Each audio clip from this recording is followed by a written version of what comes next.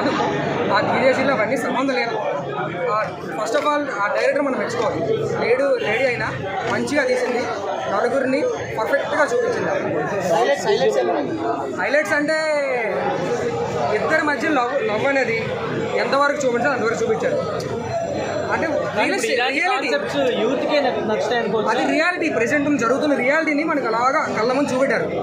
Over expectations కాకుండా రియాలిటీని ఇలా ఉంటేనే లైఫ్ కంటిన్యూ అవ్వదు, కాకపోతే కంటిన్యూ అవ్వనట్లు పర్ఫెక్ట్గా రియాలిటీని చూపెట్టారు. లేడీ డైరెక్టర్ కదా, చాలా బాగా చేసింది. అంటే అటు అబ్బాయిని ఎక్కువ చూపించలేదు, ఇటు అమ్మాయిని ఎక్కువ చూపించలేదు, అలాగే ఇద్దరిని తక్కువ చేయలేదు. పర్ఫెక్ట్గా ఒక స్కేల్లో ఇద్దరిని బ్యాలెన్స్ చేసి ఒక క్లైమాక్స్ అనేది మంచిగా అనిపించింది. మంచిగా అనిపించింది, పర్లేదు. సినిమాకి స్టోరీకి కరెక్ట్గా సింక్ అయ్యాయి. ఓవర్గా లేవు అలాగని డల్గా లేవు. జాక్ తర్వాత జాక్ అది లేదన్న, ఇది పర్ఫెక్ట్. ఇది జాక్ అంతా సూపర్, అసలు చాలా బాగా తీశారు. జాక్ మరి వదిలేయండి, అది గతం. అది ప్రెసెంట్ మనకి పర్ఫెక్ట్గా ఉంది.